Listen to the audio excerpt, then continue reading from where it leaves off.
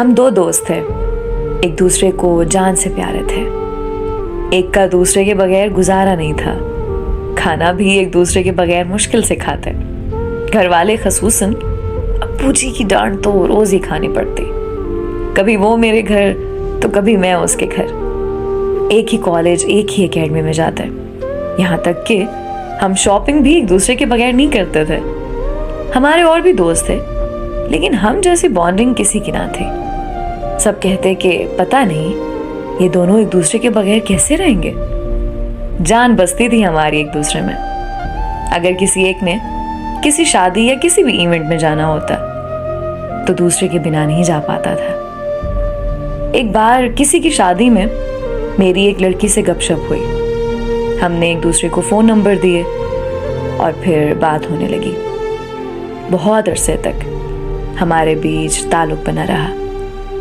मुझे पता ही ना चला कि कब वो लड़की जिसको दिल दे बैठा, कब वो मेरी जान बन गई और उसे ही अपनी बीवी के रूप में सोचने लगा।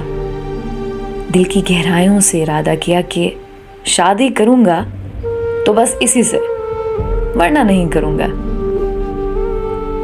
लेकिन मुझ बदनसीब को क्या पता था कि मेरी किस्मत की देवी मेरे साथ क्या करेगी। कुछ वक्त बाद मैं जब भी लड़की से बात करने के लिए कॉल करता, वो कॉल ना उठाती।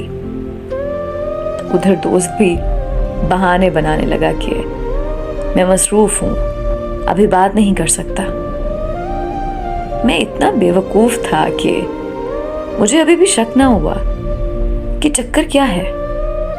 फिर एक दिन मेरे अब्बू को मेरे दोस्त के घर से कॉल आई कि मेरे बेटे का निकाह है, आप सबने लाजमी आना है। मैं ये सुन के हैरान भी हुआ और गुस्सा भी कि मुझे पता ही नहीं है। नवाब साहब ने लड़की पसंद भी कर ली, रिश्ता तक तय हो गया, मुझे बताना गवारा नहीं किया। मैंने उसे कॉल की तो वो बहाने बनाने लगा कि मुझे भी आज ही पता चला है। खैर, निकाह के दिन हम सब घर वाले उनके घर गए। वहां जाकर मुझ पर तो जैसे बिजली से गिरी। वो दोस्त जो सब दोस्तों में से सबसे ज्यादा प्यारा था, जिसके बगैर एक दिन मुश्किल कटता था, उसी दोस्त ने मेरी मोहब्बत को ही मुझसे छीन लिया। उसी ने मेरी पीठ में छुरा घोंपा और मुझे पूरी जिंदगी तड़पने के लिए छोड़ दिया। पता नहीं कब से उन दोनों के बीच चक्कर चल रहा था, मुझे पता ना चला। मेरे दोस्त का निकाह मेरी ही मोहब्बत से हो रहा था। इतना बड़ा धोखा, मेरे तो होश ही उड़ गए। मैं अपनी हालत किसी को बता नहीं पा रहा था कि मेरे साथ क्या बीत रही है। वो दोनों मुझे तंज भरी नजरों से देख रहे थे। मेरा मजाक उड़ाते हुए एक दूसरे को देखकर मुस्कुरा रहे थे। मेरा दिल चाहा कि मैं वहां चीख चीख कर ऐलान कर दूं कि ये दो मुनाफिक इंसान बैठे हैं। इंसानों के रूप में दो मक्कार लोमड़ और लोमड़ी बैठे हैं। उनकी झूठी और मुनाफिक मुस्कुराहट मेरे दिल को चीर रही थी। मैं ये सब बर्दाश्त ना कर पाया और वहां से बिना कुछ सोचे समझे निकल गया। मैं और करता भी क्या, खुद को बहुत मजबूर, बेबस, बेवकूफ और लाचार महसूस कर रहा था। उनकी मुनाफकत से मेरा दम घुट रहा था। मुझे बहुत बुरे तरीके से डिप्रेशन हो रहा था। मैं जैसे ही इवेंट को छोड़कर निकला, सब बहुत परेशान हुए।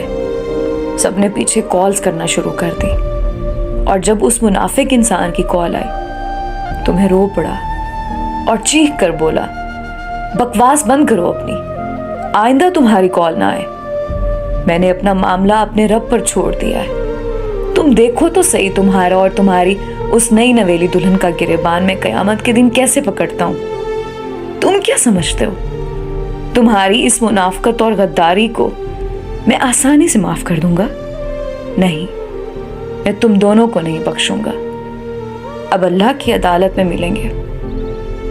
अपने दिल की भड़ास निकालकर मैंने कॉल बंद कर दी। उसके बाद मेरी जहनी हालत बहुत खराब हो गई। मैं डिप्रेशन का मरीज बन गया। मेरे घर वाले बेहद परेशान थे कि आखिर इसको हुआ क्या है। कैसे बताता किसी को कि क्या हुआ है। मैं आज तक इस तकलीफ में हूं। जल्द अल्लाह मेरी तकलीफ को कम करे, मुझे सब्र दे। मेरा एतबार दोस्ती और मोहब्बत दोनों से उठ गया है।